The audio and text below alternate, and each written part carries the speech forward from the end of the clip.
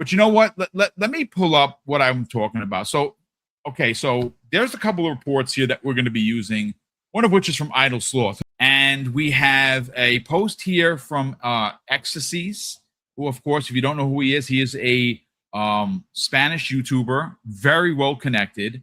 But what I want to do is go into my own personal DM where I have this back and forth with Shinobi 602. And again, it was done classy. Matthew Ball was not a jerk about it. So let me just get into that. Shinobi 602 posted this yesterday. He goes on to say in his tweet, Xbox is floating the idea of in-game ads, noting that they may have potential to keep our products affordable, meaning there's going to be ads. According to Shinobi, the goal is to ensure they can continue to fund outstanding work from development teams at Xbox Game Studio. Now, this report that he has linked came the way of Windows Central. So this was not something that Shinobi just pulled out of the air and put out there. He pulled this from a Windows Central article, which I will, of course, include into the show notes. Now, 12 hours ago, Matthew Ball responded directly to Shinobi 602. And he simply starts off by saying, this is not correct. In the interview, I am asked about a comment I made before being hired at Xbox, then state that I was only 10 days into the role and that I am not stating the company plans or its beliefs. What I do say is that the ads should be used to offer a more affordable alternative alongside today's ad-free experiences, in the hopes more could play as a result, similar to how Netflix and Disney Plus have aired tiers with the same content but at half the price or so. At no point did I even mention in-game ads. And he goes on to say, and I quote, I personally believe interrupting the gameplay experience would be bad. And of course, Shinobi 602 responds in kind by simply saying, thanks for the clarification on it being implemented in possible ad tiers or the offset cheaper pricing is at least more palatable than the alternatives. Appreciate the insight. So that was a back and forth. And why I read that is because it just proves once again, chat and panel, that Xbox is in fact listening. They really are. What I want to talk about is a particular quote that comes the way of Matthew Ball, and it says simply, Xbox is fixable. That is the crux of this conversation and where we're going to go. So do I believe Xbox is fixable? 1,000% times 1,000%, whatever that equals. There is absolutely no doubt that Xbox is fixable. You know why that is, folks? Because, yes, they're in third place. Yes, some of their games are going to competing hardware, which I still think sucks and I don't like. I've never liked it, but I understand it. Some things have been made exclusive. Exclusivity is coming back. I gotta be honest with you, and I know that this is going to make somebody on this panel very excited. You could not have done a better job, in my opinion, than making Gears of War E-Day full-on console exclusive for Xbox. Now, yes, it's going to launch on PC, but PC is Xbox, and Xbox is PC.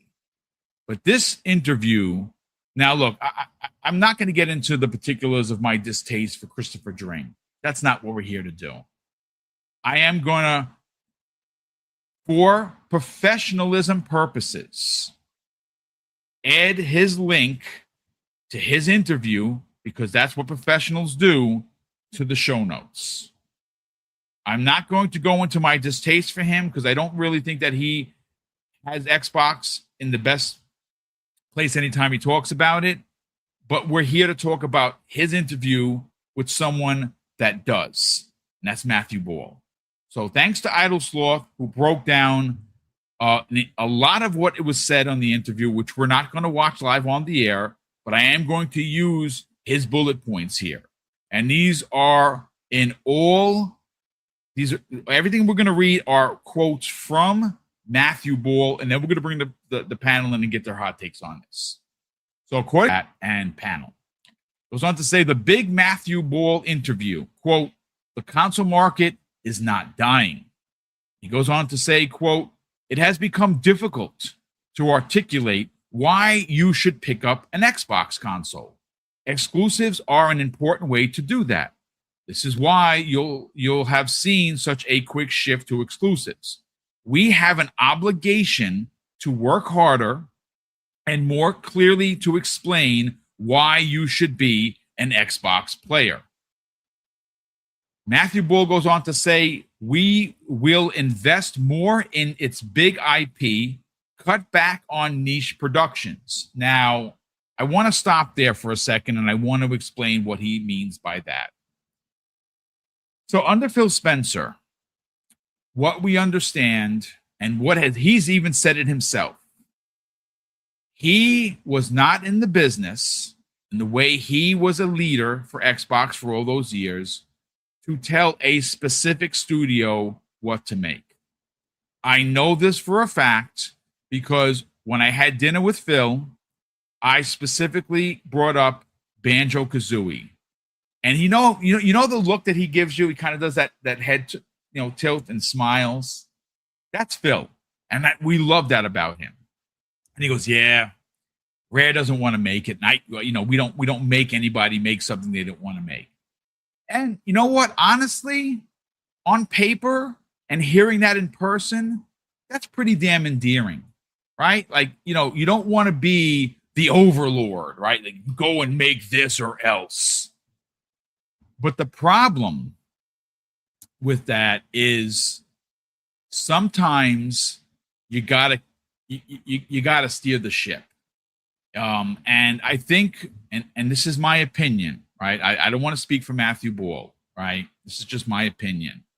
I think what he means by cut back on niche productions are games like Kiln. But if you're asking me as a fan, not a fanboy, not a console warrior, not an Xbox, what would I love personally for Double Fine to do? No, it's not Banjo-Kazooie.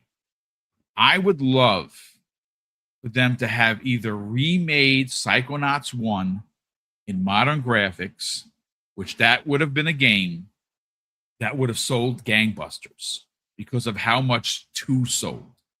And you know what? Crazy or enough or not, you leave that multiplat because 2 was multiplat. And it goes all over the place, and maybe it sells 5 million. Maybe it goes crazy and sells 10 million copies.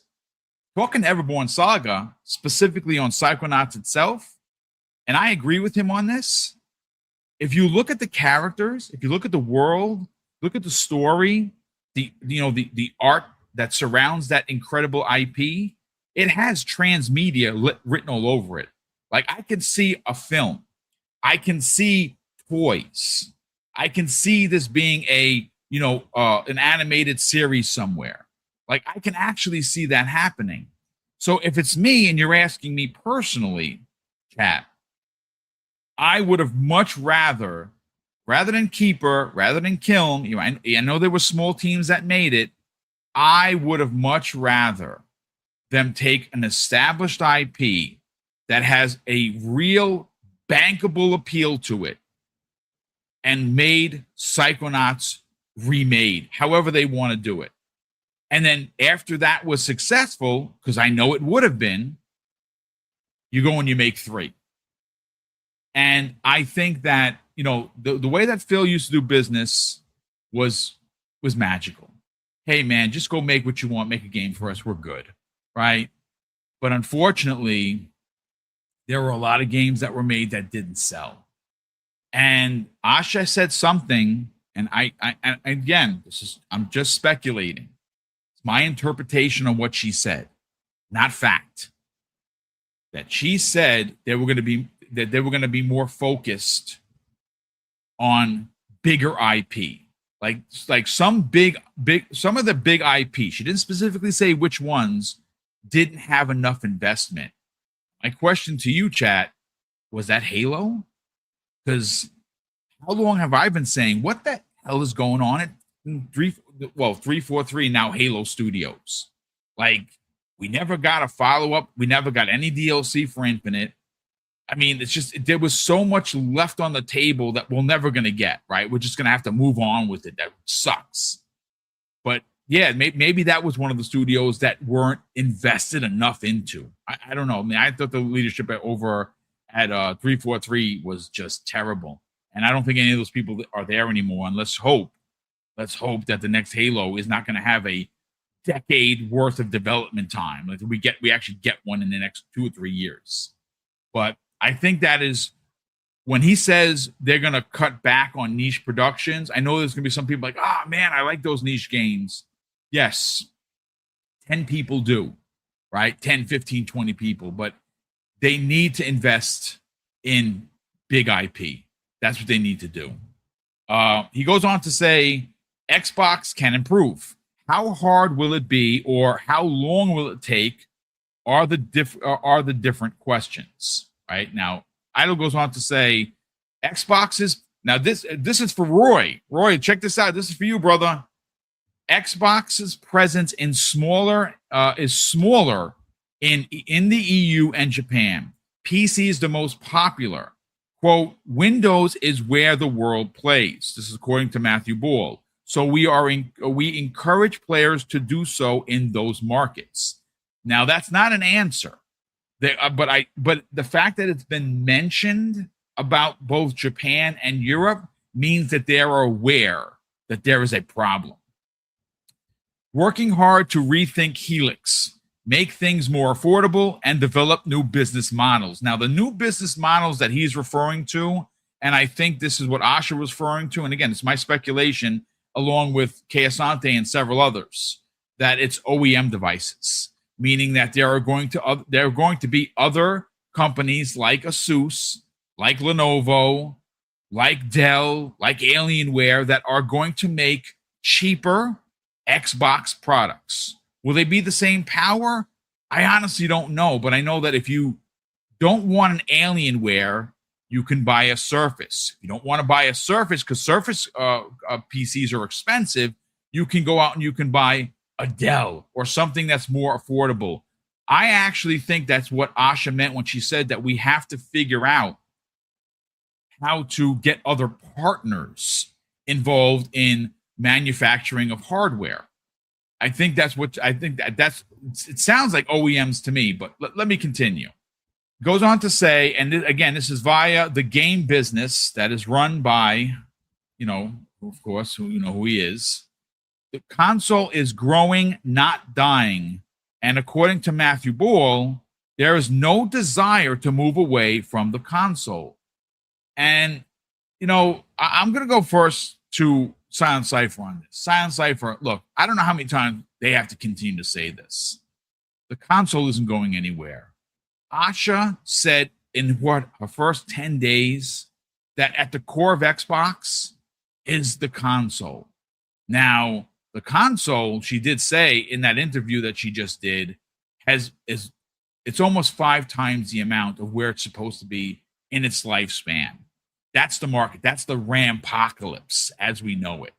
And it could actually go higher, which is why for Helix specifically, not current hardware, but for Gen 10 that she made mention of, they're going to have to find some new innovative ways to get more Xbox hardware out there so people can choose what price best suits their budget. And OEM devices will actually do that. And here's the thing. A console sale will be a console sale, whether it be from Dell, Lenovo, Asus, Alienware. It's going to be an Xbox console just made by somebody else. So you will have more consoles in the wild to sell more hardware and more subscriptions to Xbox Game Pass, which still remains one of the best services and most affordable services for that matter. So to me, that particular plan sounds fantastic. But I want to get your thoughts on some of the stuff that we read and some of the stuff that you personally heard about this Matthew Ball interview. Yeah. So obviously not to dwell on the situation, but we kept finding ourselves during this last weekend right next to Dring on a regular basis. Like I'd take a photo and all of a sudden I noticed, oh, he's right behind me. And it happened like multiple times. I think even FarQ, shout out to FarQ. He, when we were there, I think the first night he's like, hey, I think that's, and I looked over, I was like, oh my God, I know exactly who that is. You know, whether we like him or not, I guess the way I'll say it in the most professional way I can is I never went over to say hi. So that'll tell you whatever you want to know about that. But in regards to the interview, still worth looking over and listening to the details on, because they do talk about a lot of stuff on there. And I did want to touch, because you mentioned, of course, like Halo Campaign Evolved, or well, 343 in general. But I do have to give Campaign Evolved some credit, because I did get to try that this last week. Oh, you did play it. What'd you think? Yes. Yeah. And so I enjoyed my experience. I thought it was playing really well. The pacing that I was concerned about, some of the stuff I had mentioned back in the days was like introducing new weapons, adding the sprint, stuff like that. I didn't see how that would really work very well without kind of breaking that core pace that the game had back in the day. And as I was playing it, I was fortunately relieved of that concern. It felt really good. The thing I will say though is one of my buddies that I was hanging out with, I will not name names because I don't want anyone to snipe him for looking into details. But one of my friends I was hanging out with that day happened to discover that the system we were playing on had a 5090 in the box. I don't know about some of the other details, but you would figure that the tech specs on that thing were pretty high for the systems that we were playing on. Now, I know that they had Xbox dev kits there. They had PCs. They had an array of systems for you to play around on. And my experience was really good. However, I did hear some rumblings from people that were playing co-op over at the couch that were having some issues, some frame issues, some hiccups and stutters here and there and stuff. And so like, who knows? But obviously we're still not to actual launch just yet. So those type of things could probably be fixed accordingly. But yeah, I did want to say that real quick before I forgot. Halo's looking good from what I'm seeing so far. Hopefully the rest of the game looks as good as that first mission did. But going back to some of these other things, smaller games possibly getting shuttered to kind of lean into the bigger experiences. Asha mentions the fact that the next 100 days are a reset of the business. And it wouldn't surprise me if we saw some things get shuttered. Unfortunately, I think that's going to happen. To what extent, I don't know. Hopefully it's not bad. Hopefully it's more of redundancies in certain things that aren't as necessary, or hopefully they just have enough coverage. Hopefully it's not actually studios, but if we saw a couple get shuttered or shifted into working as support studios for others, I wouldn't be surprised, I suppose. Hopefully I'm wrong. Hopefully that doesn't happen, and it's like for the best for everyone. But they're going to make choices. She had said previously about the idea of having hard decisions to make. We saw one or two hard decisions, some that benefited us and not another brand, another console, that is, and we might see some that might hit us too, and hopefully it all just works out. But I think they are really addressing everything in a very detailed fashion, just to make sure that they're trying to target things and trying to trying to make the business more successful and actually viable in areas that maybe it hasn't been for a while. And that could be a little scary, but hopefully it'll all work out. They are working on course correcting and shifting a lot of focus from some of the stuff we heard. It definitely feels like there were some pain points with where things were going up until recently when Asha took over. And a fresh pair of eyes on the situation is a good thing. I think first off, Matthew Ball did a really good job with this interview. He's actually just like we've been seeing on social media recently from Xbox in general. He's been really good at targeting and correcting if he sees something out there that's not right, which has been good. I'm super happy to see Xbox having a backbone again, because it feels like for a long time they would kind of lean over and be like, yeah, okay, whatever, it's fine. Like, we're gonna kumbaya this. You can't kumbaya this. Your opposition doesn't care whether you live or die. Like, I'm pretty sure if Sony and Xbox were a person and they're both standing up on a cliff looking over the hillsides, Sony would just smack them right off the edge of the cliff, because Sony doesn't care about Xbox in that way. It's the idea of their relationship being strained because of the possible removal of the Halo trailer from their showcase. Dude, what relationship? Like, come on. I know I didn't. There is none. Earlier, yes. Like, that relationship is toxic. Like, that's that toxic ex that you have that you're just like, oh gosh, I wish they'd go away. That's kind of what that relationship feels like. So I don't feel bad for them in that situation. But going back to the interview, I feel like they did touch really well on some things. Matthew Ball is very I think something we're getting with this, and Asha's mentioned it as well, is we're getting a lot more clarification and actual detail, and not just the niceties that we want to hear. Like, they're accepting the fact that there are changes that need to be made. They're trying to address those. It's an early point in the business for both of them, especially Matt, where he just came on recently.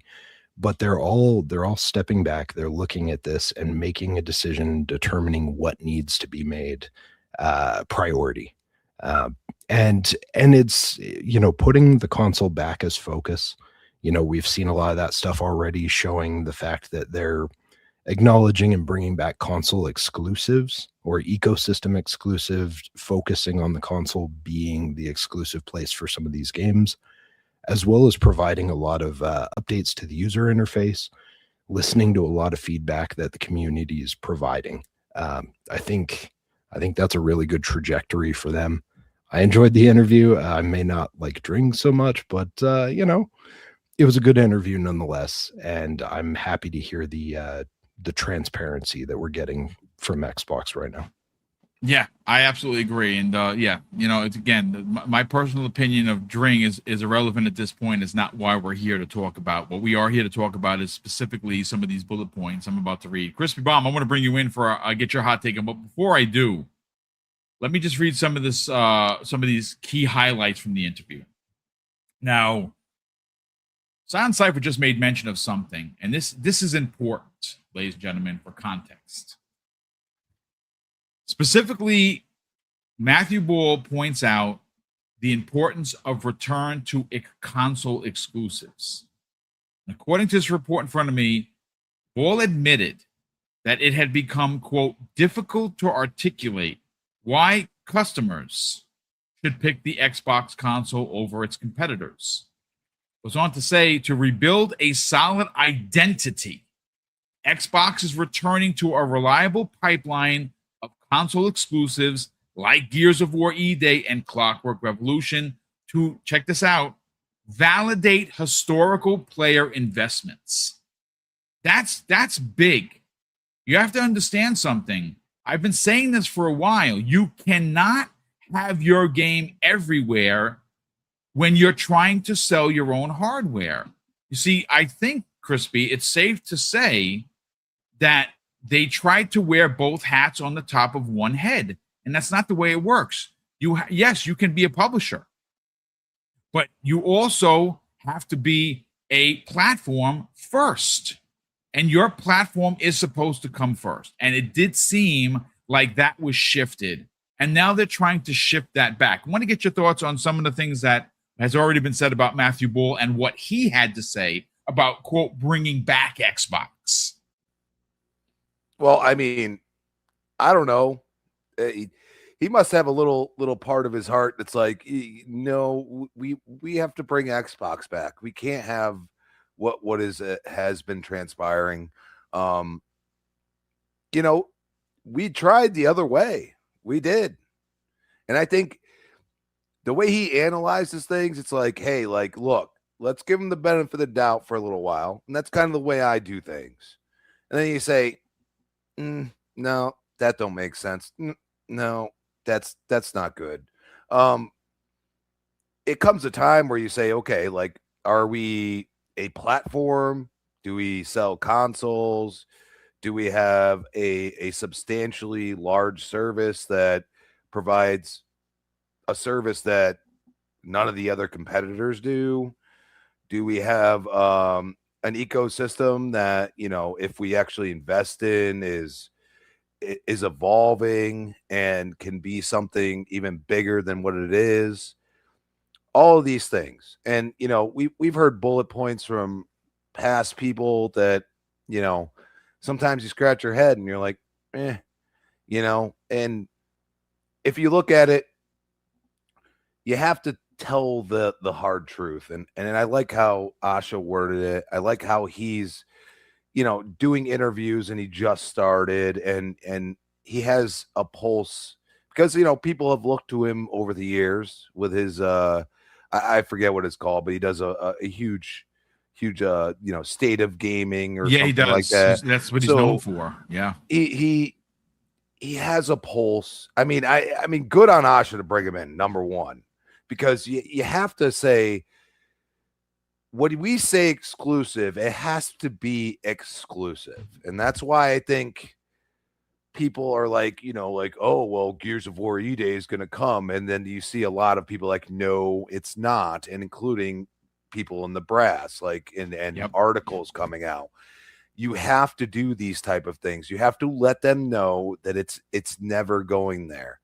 And it comes down to the IPs that you release, how good the game looks, how spectacular it could be, how you know, zeitgeist moments type thing.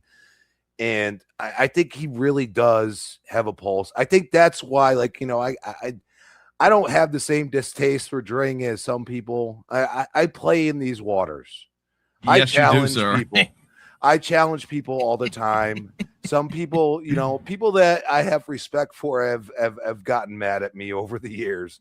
So it's one of those things that, you know, we need to understand that they are going to do some weird things, like the ad tier, for example. But if it's $10 a month and you still get, you know, all the games, not necessarily day and date, but not quite as long after, or necessarily you just go day and date and it's just you're gonna get ads before you start the game. And then when you're in the game, you're done. It may be like, and I've said this before, Boom, when you actually kind of were like, oh, that's actually, you know, makes sense. Like you pause the game and an ad shows up, and then as soon as you start, it goes away. Like, I understand some people would hate that. I'm an ultimate subscriber. Like, I'm not. But some people wouldn't mind it though. That's what I'm saying. It's like YouTube Red, for instance, right? Like, there's YouTube Premium, right, where there are no ads, and there are people in the chat like, listen, I don't give a shit about ads. It's fine. It just plays, and I continue watching the podcast. I mean, listen. When it comes to entertainment, people's affordability scale is from top to bottom. Some people can afford not to watch ads. Some people don't want to watch ads. Some people are like, listen, if I'm getting this for this price, I don't care what they show. And that's okay too. And think about it this way. Like, I've had Prime for years. Prime has had ads for years, unless you upgrade. They've done this for a long time. Prime Music, if you don't want the commercial, you do an upgrade. I understand. I don't like it either, but also I grew up during cable. Okay, when cable was the prominent thing, and all we had was commercial, and then they would literally like set it up so like to make sure that you would keep watching the TV show after the ad. I think this is a little better. I'm just saying. Also, obviously you got to be, frugal and smart of what you're gonna, upgrade to or not. Like, I still, like, I use regular YouTube to this day, and every once in a while I'm in the chat and all of a sudden a stupid ad pops up, and then I can't, put my thought out there until I hit the X. That's okay, in my opinion, because YouTube Red's been out there for a long time, and it is what it is. I'm not going to buy it. So I look at it and say, if you provide affordability in a way, even though there's an inconvenience there, but it's much more affordable, that's not the worst thing. I can be that subscriber to Ultimate. I think he understands that exclusives have a place. And I've said this before, and I'll say it again. There's no way that they are going to go full on exclusive. But if you continue to keep exclusive, so when you say it's exclusive, that's it. And, if some leak comes out or something else, or somebody has some code from, whatever years ago and they decide to go with it, just remember that, they already said that, hey, we pulled E-Day. Hey, we pulled a lot of things. Always remember that they're being very transparent. Now, it might be through a couple different avenues to do that in some cases. But if you stay pat, if you do exactly what you're saying, there could be a renaissance in gaming, because what I saw at that showcase proves to me of what I've been saying. If you got the hit IPs, people are going to want them. And, for the people that say Xbox gamers don't buy games, I'm going to challenge you at the end of this year, because I'm going to tell you right now, from what I've seen from a couple people, that Gears of War E-Day Collector's Edition sold out twice. Yes. And by the way, the $340 about there. Yes. Come on. Yes. That's a lot. Look, you could say what you want. And I'm going to tell you right now, I'm on all the, a lot of different social media platforms. And I'm going to tell you, Facebook, I mean, it's all, it obviously has different algorithms and stuff like that. It's just all of that. E-Day, and they're not even talking about it if it's exclusive or not. Some are, but it's very few and far between. Hey, I need this. Hey, I want this. The comment sections, I go in there and it's like, man, this made me feel something again about Gears that I forgot about. Stuff like that. Like, you have the hit IP. They picked the right ones, and I think Clockwork is going to absolutely smash. You know what I mean? Like, it's just going to be. It's gonna be one of those things like, oh, I really kind of want to play that. But guess what? If you have a PC, if you have a decent, even like tablet, probably you're gonna be able to try it out. If you want to get the ROG, you don't need PlayStation, but you need to, at minimum, pick and choose. And the one thing I'll say, and it goes back to, the beginning of the conversation, one game that I would pull is Forza Horizon 6. Oh, yeah, me too. I don't know if that's possible, but yes, I would. That's a big one, dude. Yeah. Because I'm going to tell you, I got down this rabbit hole.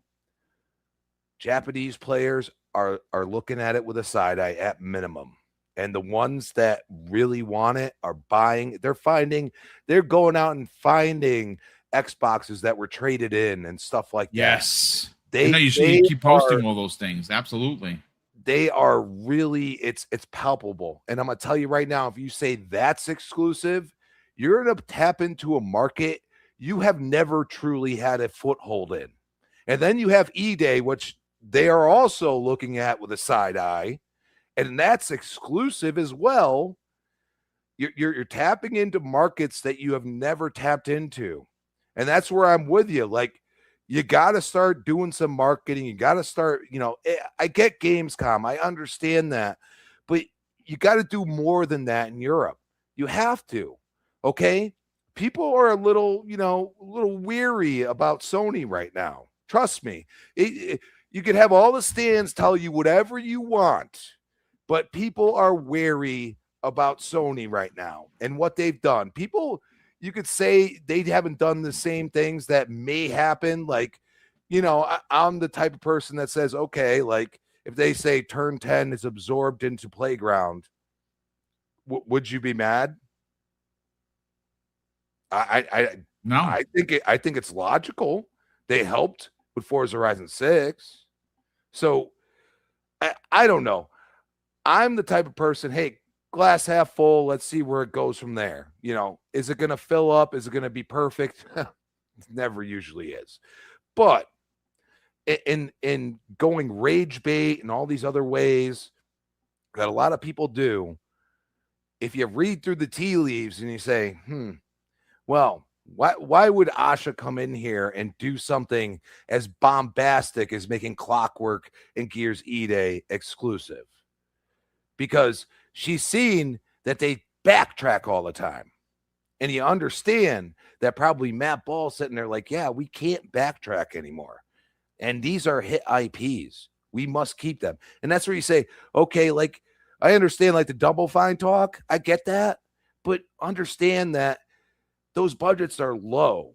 Yeah, they are. I don't necessarily think that's, but maybe, Asha says to Matt Booty, hey, let's focus on an IP like Psychonauts, like you said, or even Brutal Legend. I mean, people have asked for that to come back for years. Yeah. And just, say, hey, like, we have to understand that there's a lot of people that are fans of these IP and we haven't touched them in years, kind of like I always talk about SOCOM with Sony. Yeah. So understand that, and maybe somebody like Matthew Ball, who's the chief strategy officer, okay, maybe he sees that and understands it, and I'll leave it at that. Cork, I want to bring you in, dude. And you know what? Before I do have a couple of points of contention here. Now, he goes on to say that they are rethinking Project Helix and its hardware. And Matthew Bull goes on to say that the global component and RAM crisis heavily exacerbates the AI boom and has made manufacturing hardware more expensive and constrained. Because of this, Xbox is completely rethinking the business model and affordability of its next generation hardware plans. This is where the conversation of OEMs come in. But what's interesting here is he made mention of this, and I actually didn't know, Cork, how many subscribers they lost. Apparently, it was in millions. According to the interview, Ball publicly confirms that Xbox, quote, shed millions of subscribers in response to the aggressive price hikes for Game Pass Ultimate.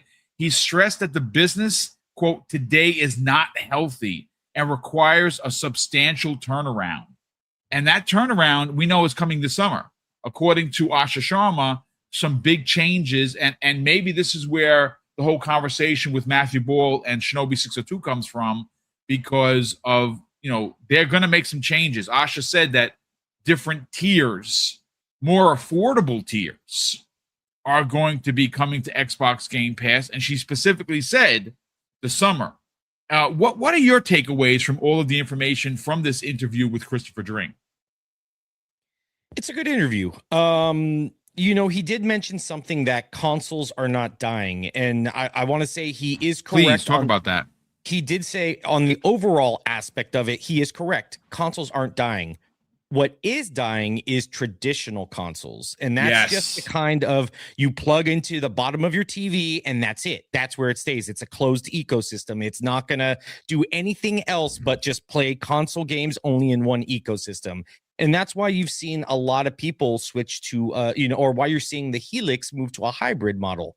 Look how well it's done. And people may debate this or not. The Switch 2 is a hybrid console. It's a handheld and it's also a traditional console space, and it's done amazingly well.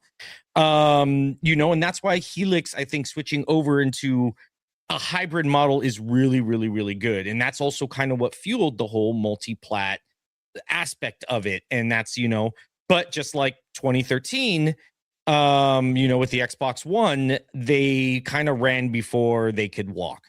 And they invested a lot of stuff into mobile and cloud that weren't ready. I think they would have had they would have been in a lot healthier state if they were able to get mobile off the ground, but due to the whole, Google and Apple stuff, that completely shut down their mobile division, or their mobile plans, at least for now. Cloud still it's a good move, but still too in its infancy stage to really capitalize. And it just never took off, I think, as fast as they wanted to, which also added to that. Overall, I don't know. My stance on exclusives. I am not a big exclusive guy. I will say Gears E-Day makes sense to make it as a console exclusive. You gave, like I said earlier, you gave PS5 Gears of War Reloaded. Cool. You're invested in the storyline now. You want to finish that storyline, or you want to know how they got to that point? The only way you can do that is on Xbox. Smart. I've called that years ago that's the strategy they should do when they announce multi-platform. The only one that doesn't make sense to me and I'm a little worried about, is Clockwork Revolution, because that is a brand new, untested IP. And when you're trying to get an IP off the ground like that, I don't know. It's a lot harder, and there's a lot more risks associated with that. And then I am happy he did say, though, they're looking to eat those costs if that's the case, which gives me hope that if Clockwork doesn't have the reception that they doesn't have the reception that they planned, or the anticipated sales that they hope it does, that they'll at least give NXL a second chance on something else. I'm hoping that's the plan. But again, the plan's the plan until it's not. So we'll see. I will say I am not a fan also of getting rid of these niche experiences. A lot of this is what it's telling me is they're going to start trimming down a lot. And that means, when you start removing consumer bases and you start looking to move away from certain gamer genres and even more other consumer bases, you're losing out on revenue. And when you lose out on revenue, that means your operational costs go through the roof. And when your operational costs go through the roof, the only way to solve that is studio closures and layoffs, which they've already mentioned. This is why I am not a massive fan of removing niche games, especially when the whole point, I saw Lucius in here earlier. He even mentioned it. The whole point of them getting a lot of these studios that we are beloved is because they do those niche games. And now when they don't have a platform to release those niche games, more than likely they're not going to be moved to a support studio. That's the sad. They're just going to get cut.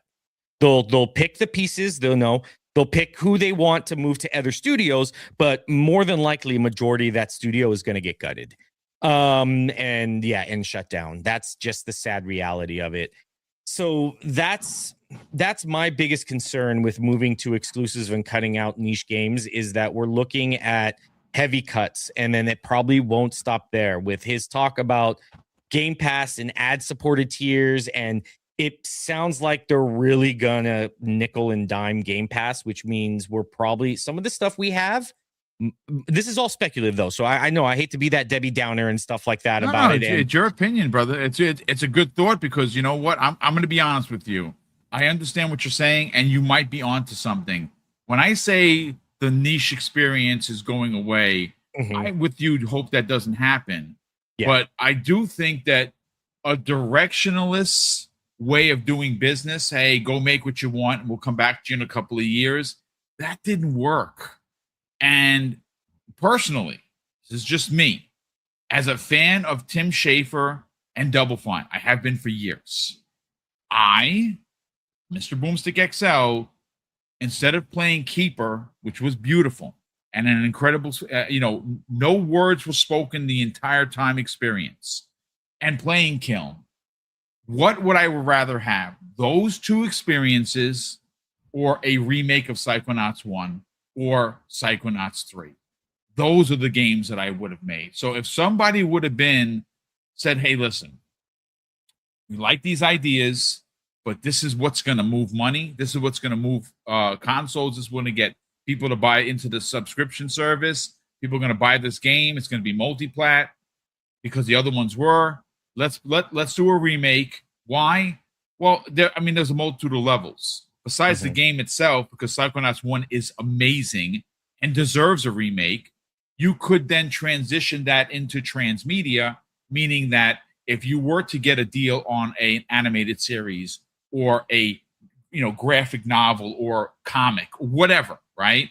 You can then transition that into your bigger budgeted Psychonauts 3, which then people would be hip for, and then might even get you sales in for Psychonauts 2, which, by the way, was on a lot of people's lists for Game of the Year in 2021. Do you see how?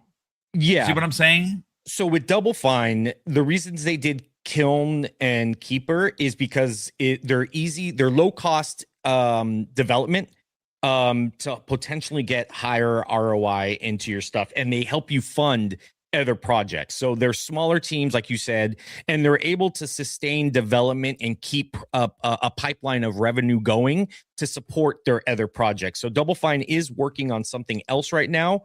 What it is, I don't know. But they do have a bigger AAA, or not AAA, I guess, title, but they do have a bigger title than what Keeper and Kiln is in the works, is from what I'm hearing. So that is coming. Yeah. So that's what usually why Kiln and Keeper were done, is because they help sustain revenue. And they keep you relevant, they keep you engaged, things like that with the platform, which is what Xbox wanted for Game Pass, is to have a consistent flow of content coming to that service. But yeah, so that's the thing, is so I don't know. I don't want any studio to close down. I don't want any of that, layoffs to happen. But that's just the sad reality, is when you start removing consumer bases, like with exclusivity and niche games, this is the sad reality of it. And that's why partly coming from a developer standpoint, I hate exclusives, because I feel everybody should. You have to add value to your platform. Totally understandable, 100%. And that's why I get Gears of War as I think Halo, the next Halo should be a console exclusive. Your tentpole titles. I don't think Forza should, because I think Forza just makes way too much money for them to just say, there's too much money on the table for Forza to say, yeah, we're going to get rid of that revenue stream. And, I don't think it would have the impact that it would, removing it from making a console only exclusive. It sells too much to do that. It's the Call of Duty kind of racers, in a sense. You know what I'm saying? It's just too big to not keep it exclusive. But I don't know. I think a lot of what Xbox is going to be coming out with that's actually pure Xbox Studio, I think those will probably be console exclusives. I can't see them rolling back Bethesda. Elder Scrolls 6, I don't think will be a console exclusive. Should be a timed exclusive, personally. That's what I would hold it for a year. But again, that's a conversation for another day for sure. Yeah. But yeah, something like that. I expect more time. I don't think they're going to change rapidly their stance on exclusives. I think majority of what Xbox has will be still multi-platform, but you will see probably their more tentpole successful IPs probably scaled back a bit to just Steam PC or Windows, Xbox PC, and Xbox consoles. Well, I mean, listen, great points all around. And yes, and I do appreciate your developer ideology, because obviously you didn't know he did work for EA Cork, so he has developed games. So I understand your stance on it, but again, I think in a perfect gaming world, Fuzzy Belvedere, every game would be everywhere. right? Everyone, you're playing Smash Brothers on PlayStation. I'm playing Zelda, the new Ocarina of Time on Xbox, and on the Switch, you're playing, Gears of War E-Day. And I mean, you couldn't run it obviously, but you know what I mean, right? Obviously, that's a world that doesn't exist. It's never going to exist. So again, going back to Sony being who they are, if they had it their way, they would be smiling as they're drowning Xbox, because that's just who they are. But I do want to bring you in, Fuzzy Belvedere, and get your hot take on this interview with Matthew Ball. And again, just getting back to something that Cork had led with, he goes on to talk about the console market not dying, and I don't think the console market is going away. First of all, there are people still playing on Xbox 360 and PS3s. Now, how many of those people, I couldn't tell you. What I can tell you, indubitably, is that 49 plus million players are playing on PlayStation 4 and PlayStation 4 hardware, PlayStation 4 Pro hardware. Also, not to be outdone, and a lot less for sure, 1/5 less, there are 10 million players on an Xbox One X and S right now today. So that equates to damn near 60 million players that might actually come over to the next generation. And I think I'm not saying all of them are going to be. It just really drives the point home that the console market is not dying. Now, he goes on to say, dismissing rumors that the console sector is in terminal decline, Ball has affirmed that the console industry is still a, quote, massive and highly valuable and durable market with hundreds of millions of engaged players. This is confirmed. And again, the guy knows his numbers. He's the numbers guy. But I want to get your thoughts on this interview with Matthew Ball via Christopher Dring. What were some of your personal highlights? I like the fact that when something's a little too early to talk about, he'll just basically say no comment or kind of plead the fifth. So I like that they're not too over talkative, although I see some in the gaming media saying that they should shut up and blah, blah, blah. But, hopefully those outlets don't get the interviews in the future. So, let them expose themselves who they are. But the key things when it comes to that interview that I take away, as far as like whether we briefly touching on some of the cutbacks and things along those lines, like I would say there is that potential that we could see some layoffs at some key studios. I honestly think more of that brunt of the number might be seen at places like Activision. I don't think it affects the the double fines or the compulsions quite like people are speculating, because one with Double Fine, I think they have two cards that they can play. One, they're either doing Brutal Legend 2 or they're doing Psychonauts 3 right now as we speak, and that's something that I don't think Xbox wants to part ways with, considering how well once they came into the fold Psychonauts 2 did. And two, because we've seen things like with Toys for Bob as well as with Tango Gameworks, a closure might not be the best PR move. It might be better to offer them an opt-out or a buyout type of thing so they can be independent again. And I think a studio like Double Fine would be able to pull that off, or be able to find investors to help them pull that off. So I don't think they want to break that relationship with that type of studio. I don't think they would want to close them either. But if it, push came to shove, I think having it where they become independent again and then possibly contracting them for, future IP or projects might be the better approach or route. Same thing with Compulsion.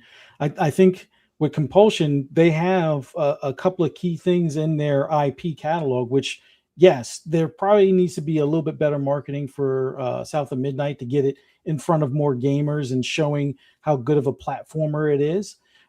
Maybe some tweaks to the combat overall, and that could be, rectified with a South of Midnight 2 type of thing. But they also have Contrast, and they also have We Happy Few that they can kind of go back to, and now they would have that full potential as far as financials to be able to get that vision across the finish line the way that they intend. Now, the key thing is, I do think some of these, passion projects like your Bleeding Edge, your Pentiments, things like that might be rolled back a bit, unless they're the type that can be a games as a service or service live model type of game. Like, I still think they'll do something like Grounded. I still think, especially considering the update to something like Sea of Thieves, they'll continue to, find different ways with like a Forge mode for that. And I think that's a way to extend that life. But on the flip side of things, I think Rare is going to have to, and I hate this, refer to them as lazy devs, because they're not. They're going to have to get off their butt and do something other than Sea of Thieves. And I think that's going to be a demand that they're either going to rise to the occasion or they're going to get closed. That I think is going to be probably the saddest part, but Rare is going to have to do something more than Sea of Thieves. You can't, yes, it's still bringing in money. Yes, they did that Forge mode, which is going to continue to bring in money and players and things, but it feels like they're either going to have to visit some of their old IP or some of the numerous IPs amongst the Xbox fold, whether they're Activision titles or otherwise. It's going to be something like, it's on your desk, either do your homework or get the F out kind of thing. And I don't necessarily want that to happen, but I could see that being the case. And that might also be the case for some other studios where it's time to revisit some of Xbox's old IP to at least get things going. And I said this on Mav's show last night, no disrespect to Todd Howard, but I think he's going to have a similar demand where it's like, hey, you focus on Elder Scrolls 6 to get that out the door. We're going to hand Fallout 5 to Obsidian and Exile. You have a problem with it, there's the door. I don't think it's going to be that extreme, but I think stuff like that needs to happen because they need to have a Fallout game that's more than just Fallout 76 in players' hands while the TV series is gaining, interest and stuff like that. So those are some of the things that I think will be part of the hard decisions. I don't think it'll be as much the studio closures. I think it will be the orders from the top down that, and while the previous leadership wasn't about that, I think this leadership is going to look at the numbers and be like, you don't have the collateral now to state that you're going to do these passion projects and have it not reach what our balance sheets need kind of thing. And that's not to say, down with creativity and stuff, but I do think there will be priorities like, hey, put out Fallout 5 and then you can do your passion project. Go ahead and put out, True Crimes or something like that to some of the Activision studios, and then you can work on your passion project. I could foresee that being part of the deal, but I like the fact that you have a numbers guy, and he kind of hinted to they may start talking about like the actual numbers of console sales and not just active users and things, because I do think even though it honestly it shouldn't mean anything to us as gamers, we should be more concerned about the games, but having some of that those numbers on Front Street and showing that you're making improvements and gaining some market share, I think is going to help with that momentum and continuing to see if, hey, these paths that we've taken with these, first handful of exclusives, all right, let's see if we turn it up another notch. And I could foresee an exclusive being like an annual thing where, something that's coming out the following year after Clockwork Revolution will also be exclusive. And it looks like that's going to be the beginnings of that slow transition to kind of get the player base used to. Could I see something like Elder Scrolls go full exclusive? I could, but I do like the idea of the timed exclusives. And it's much like what I posted on social media before, where if you're an Xbox studio, your games are Xbox only. Now that may cause some, studios to shift, like maybe Playground goes to Activision or is under that umbrella. But, Xbox studios are exclusive to the platform. Bethesda gets you that, 12-month to 24-month timed exclusive. And then Activision games, with the exception of new IP, or for the streets kind of deal. I could see that being a course of action. But I think Xbox in general is a big enough company to kind of navigate all of those things, whether it's the exclusives, day and date on Game Pass, as well as, still having those unique, quirky games. But, maybe they're after, what would be the, the unit seller or the must-have app on the console that will help, solidify the platform and bring more people to the platform. So it looks like you have numbers people that are paying attention to the business in a way that it didn't seem like previous leadership were. Previous leadership, by all means, did a great job, because we wouldn't have something like Persona 6 day one in Game Pass if it wasn't for, someone like Sarah Bond. We wouldn't have had, something like Ninja Gaiden 4, as even though it wasn't a console exclusive, but having that, IP return and be in Game Pass. That's thanks to Phil and Sarah, making those trips to Japan and working with those devs. So I hope that some of those efforts aren't lost with this current leadership, but I do like the fact that they are going to look at the numbers and make it so this platform is going to be meaningful, not just to current, users and gamers within the Xbox ecosystem, but also appealing to those that are on the outside that are like,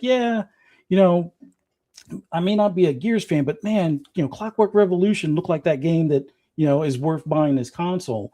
And if they have to push it as, hey, maybe your PS5 is your primary, your Xbox is your secondary for those exclusives. And they're going to continue that pipeline to have those exclusives to give you that reason to pick up that box. So I like where they're at right now and the potential that we see in them, but I'm not looking forward to, the potential of layoffs or cutbacks or closures, but this industry has been volatile for, as long as we can all remember. So they may be one of the first ones doing the layoffs and the closures. And I would expect that other platforms are going to do similar. Like nobody seems to, or I guess because of the recent talks with Xbox, people have forgotten that Bungie is still on the cusp of not being in existence. People have seemed to forgot that Nix is not being a necessity anymore if they're not going to port their single player games over to PC. What's the purpose of having Nixus? They already closed Bluepoint. Not Firewall. Well, Haven Studio. They had to rename the game, and it already seems from the the buzz or lack of buzz on the game that it's already kind of DOA at this point. And there's other studios like Bend where all of their projects that they've pitched have been shot down, and one of the ones that was greenlit, that was that games as a service, I think that got canceled. So it's like there's across the industry turmoil that's going to happen. Will Xbox be the first one to make that unfortunate announcement? Possibly, but don't forget that others have made it. And about that whole advertising, I love how disingenuous the gaming media is when it comes to, hey, ads suck. Yes, they do, if they're done like the mobile apps and games and things like that. But hey, did anybody complain once when Death Stranding had Monster in the game? No. Nope. I didn't hear one people. In fact, people were like, oh, that makes me want to go drink a Monster. Did anybody complain about, what was it, Intergalactic? I think that's that new game when she's wearing Adidas. I mean, sure, they're Sony, so a Sony CD player in the game is, no big deal. But, did anybody complain about Porsche being on the spaceship? No? That would be no, sir. Yeah. So either be fair and balanced or shut the F up about, advertising. Don't say, oh, because Xbox is doing it, it's bad. But when others do it, oh, it's perfectly fine. So that's such a great idea that they're doing it. Xbox terrible. Yeah, I know. Yeah.